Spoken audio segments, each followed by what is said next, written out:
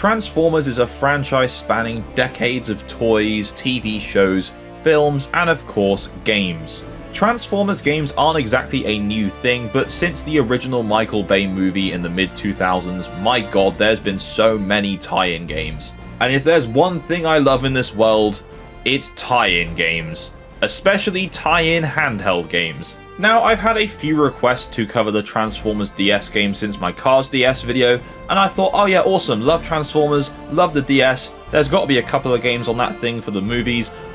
There's 10! There's 10 Transformers games on DS, guys! And I have played every single one of them, so without further ado, let's begin. So first up we have a double entry. This is Transformers Autobots and Transformers Decepticons.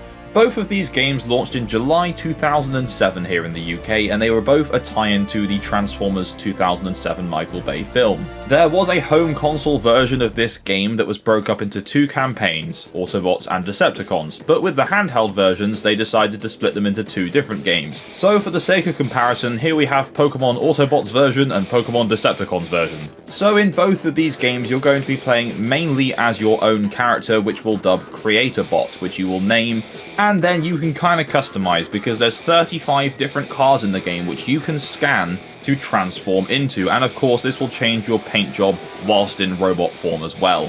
Anyway, so I'm going to quickly summarize the plot of both games. So starting with the Autobots, your character arrives on Earth, undergoes some system checks with Ironhide, and then basically you just progress through the story. For the most part, the game follows the same plot points as the film, just of course without your custom character. Now, spoiler alert here if for some reason you haven't yet played these games and you're going to, but both games end up with your character dying.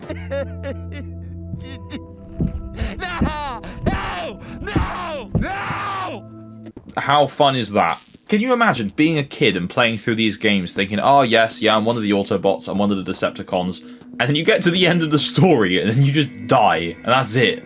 Sorry kiddo, I'm dead. The Decepticons version of the game just follows the plot of the film from their perspective instead, with the game ending again with your character getting killed by Megatron.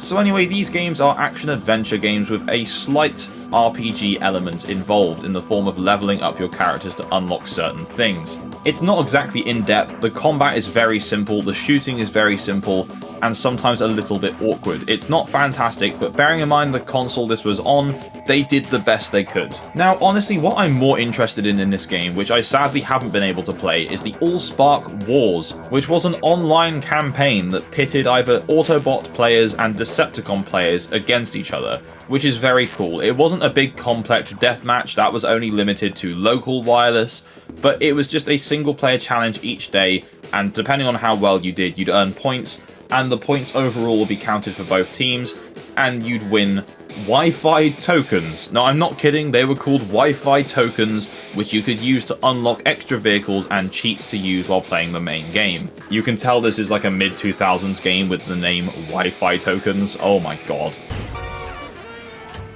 How do you do, fellow kids? What? Anyway, both games on Metacritic ended up with a roughly 66 to 67 out of 100 score, which is not bad, not great, but to be honest with you, the games are pretty good. Definitely very underrated DS tie-in games that if you haven't tried yet, you definitely should, especially if you're a fan of the franchise, the films, or just anything Transformers, it's definitely worth a look. Before we go any further, now is your chance to subscribe. If you like movie-based tie-in games, games with vehicles, or talking vehicles should I say, this is the channel for you, so please hit that subscribe button.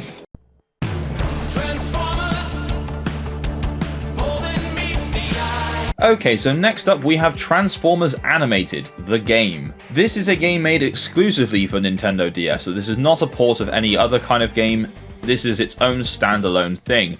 This was developed by Artificial Mind and Movement, published of course by Activision, and released late 2008. Now, unlike pretty much every other Transformers game, this is actually a puzzle platformer primarily. It does have some action segments and some very, very simple combat, but more than anything else, this is a puzzle platformer. The game itself is of course based on the Transformers animated series from the 2000s, specifically being themed around the Rogue Factory Robots and Space Bridge episodes, which is cool to base it off of that part of the show, but it does make some of the back settings for the game quite boring.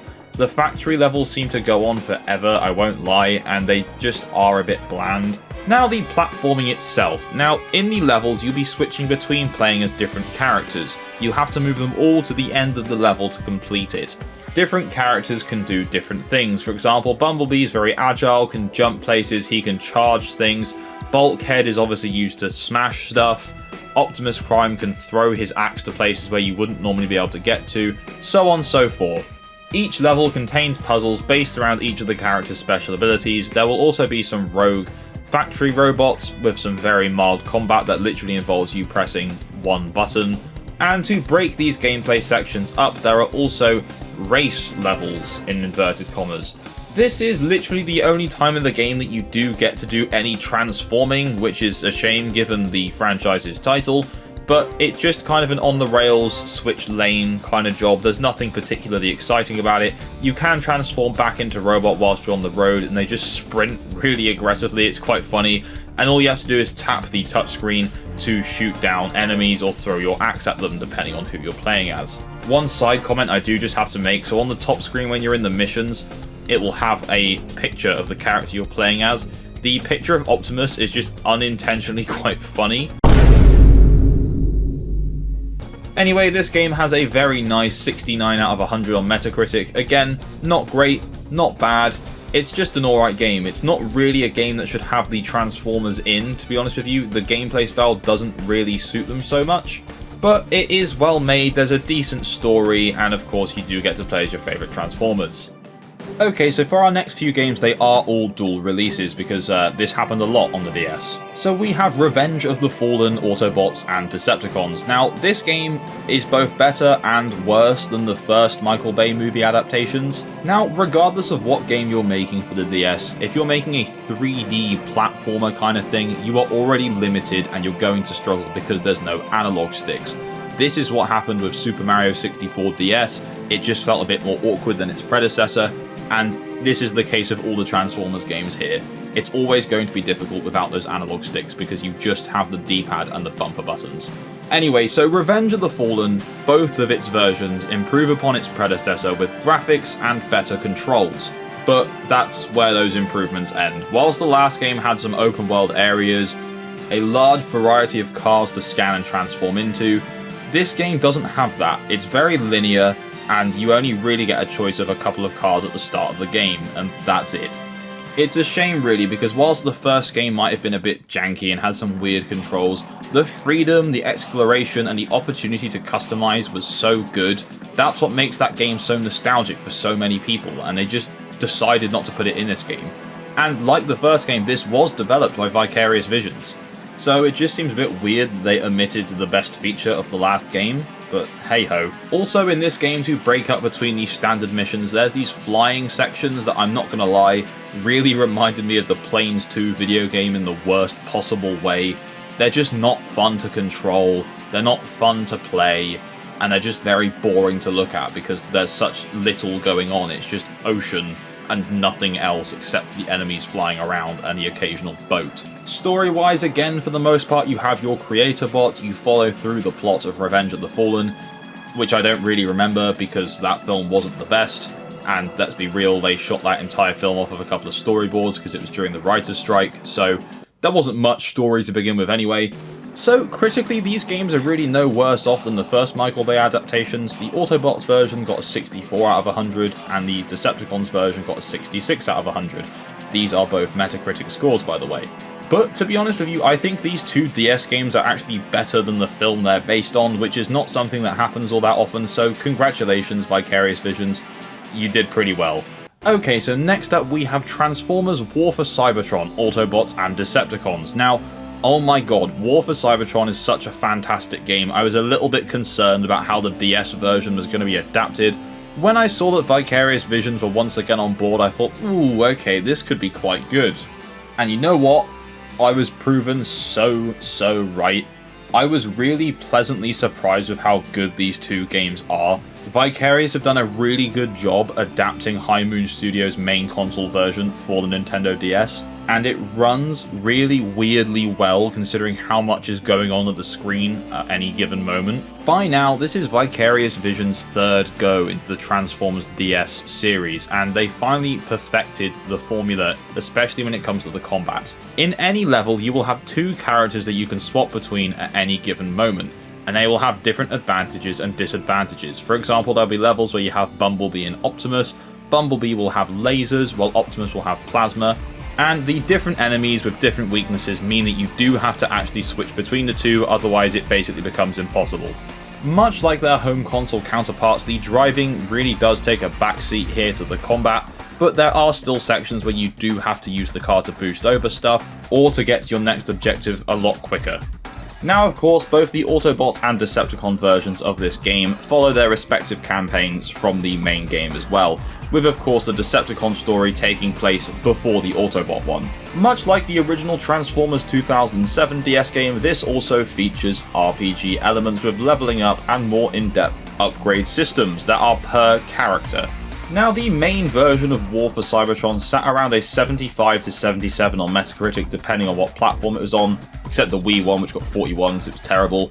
The DS versions both got 62. Now, I'm not sure why this got reviewed about the same as the previous games, because in my eyes this is just so much better, it runs better, the story's more interesting, and the combat's better. Yes, there's not as much driving, so I guess there is that, but like, come on guys, really? Oh dear, okay, so next up we have Dark of the Moon, Autobots and Decepticons, our final double feature of the video. I'm not quite sure where Dark of the Moon in terms of film sits in people's rankings. For me, it was definitely my least favourite out of the original trilogy when I was a kid. With a bit of hindsight, I've grown to like it a lot more now, and there are some really chaotic moments with Sam.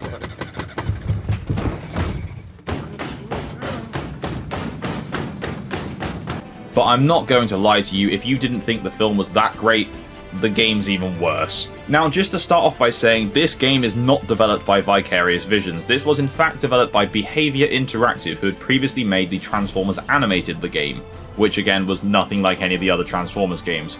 So in this game you can see they tried to kind of copy the formula that Vicarious had used in their 3 previous games, but they just made it really The controls are awkward, you now have to strafe around using the bumpers instead of that adjusting the camera. It runs terribly as well, it's just not fun. After about 20 minutes of playing this, I just found myself starting to fall asleep. I barely even made it onto the Decepticon version of the game because I was just so bored. And the thing you find with these games is they're quintessentially the same. The difference between the Autobot and the Decepticon one is the Decepticons have really mean dialogue and you have to blow humans up.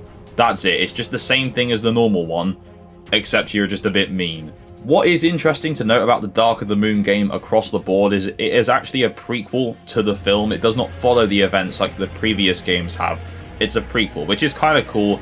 So if it's canon, I guess that's kind of interesting, but that's literally the only nice thing I have to say about this game.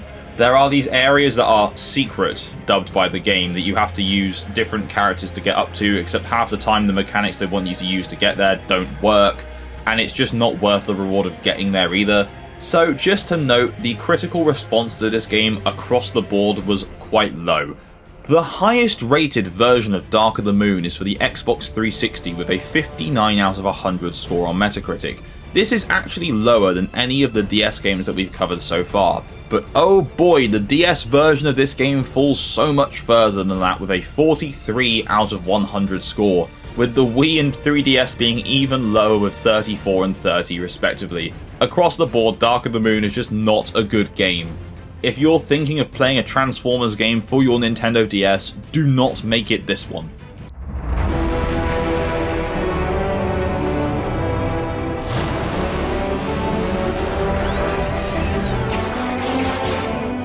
Oh man, that theme song is so nostalgic. Transformers Prime is the Transformers animated series that resonated with me the most because I was the right age as it was coming out. I think I was about 11 or 12 as it was coming out, and it was just fantastic.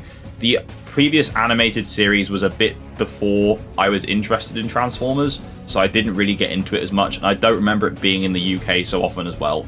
Okay, so this is Transformers Prime, the game. This game released on 3DS and DS, and to be honest with you, the DS is basically just the same version as the 3DS one, just less graphically impressive and runs a bit worse.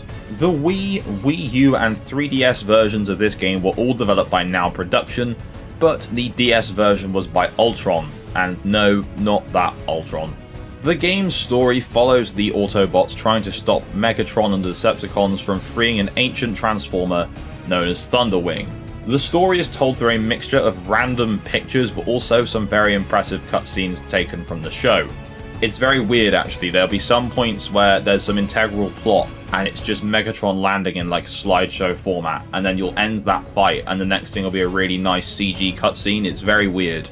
Anyway, like the previous 3D Transformers games, you have your standard open mission sections where you fight your way through, shoot stuff. Controls wise, it's basically the same as all the other Transformers games on DS so far. Between these sections there are also driving segments that are quite similar to the ones seen in Transformers Animated the game, except they're a bit more interesting and they work a lot better. Due to my bias towards the show, I thought I was going to like this game a lot more, but it is just more of the same thing over and over again. And to note, this was the last Transformers game to release on the original DS as well, so it's a shame really that it kind of went out on a whimper rather than on a high like Transformers War for Cybertron or the 2007 one. Now interestingly, the 3DS version received a 72 out of 100, which would be a high for the DS games, but unfortunately on Metacritic there's only one review for the DS and is at 56 out of 100, so not really sure where to rank this one, because it is basically the same as the 3DS one, just really watered down. And that pretty much takes us to the end of our look at the Transformers DS games. I did not realise there were going to be this many, and I'm really pleased to have been able to play all of them. Now I can't quite decide on a favourite, but I'm definitely tied between the original 2007 games and the War for Cybertron games. I'd like to know what your guys' favourites are as well. Do you have a specific favourite? Are you tied like I am? Please, I'd love to hear it. Anyway, that's all from me today, so thank you very much for watching. Please don't forget to like this video, subscribe, and tap the bell for notifications of future uploads. And as always, I will see you in next week's video. Bye bye. Hey, Darkwing! Don't. My finger can transform. Guess which one? Go take it.